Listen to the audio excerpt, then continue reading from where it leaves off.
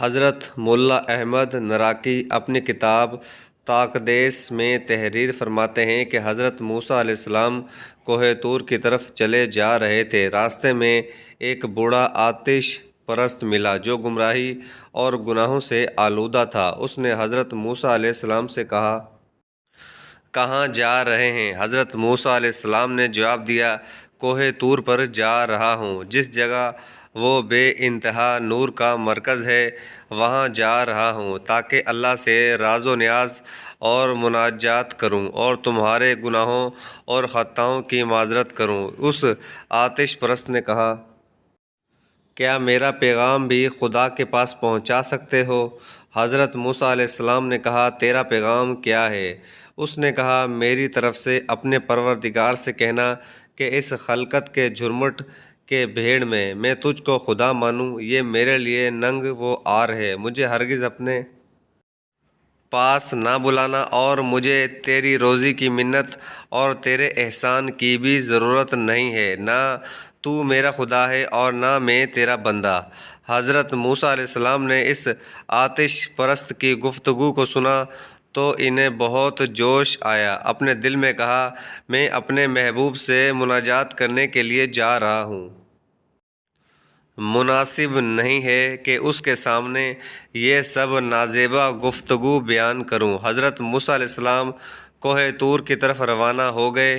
اس نورانی وادی میں اللہ سے راز و نیاز کرنے لگے۔ جب آپ علیہ السلام راز و نیاز سے فارغ ہوئے اور وہاں سے واپس چلنے کا ارادہ کیا تو اچانک اللہ تعالیٰ نے فرمایا، اے موسیٰ، میرے بندے کا پیغام کیا تھا؟ عرض کیا، میں اس پیغام کو سناتے ہوئے شرم محسوس کرتا ہوں۔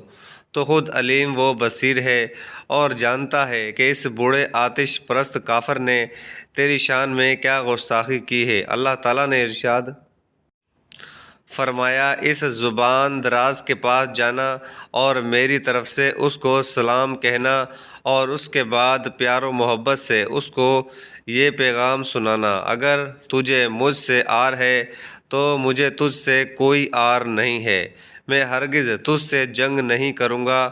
اگر تو مجھے نہیں چاہتا تو میں تجھے بہت چاہتا ہوں۔ اگر تو میری روزی اور رزق نہیں چاہتا، میں اپنے فضل و کرم سے تجھے روزی عنایت کروں گا۔ اگر میری روزی کا احسان نہیں چاہتا تو میں بغیر احسان کے روزی عنایت کروں گا۔ میرا فیض سب کے لیے عام ہے، میرا لطف و کرم بے نہایت ہمیشگی اور قدیم ہے۔ جب حضرت موسیٰ علیہ السلام کوہ طور سے واپس آئے تو اس بوڑھے آتش پرست نے کہا، اگر میرے پیغام کا جواب لائے ہو تو بیان کرو۔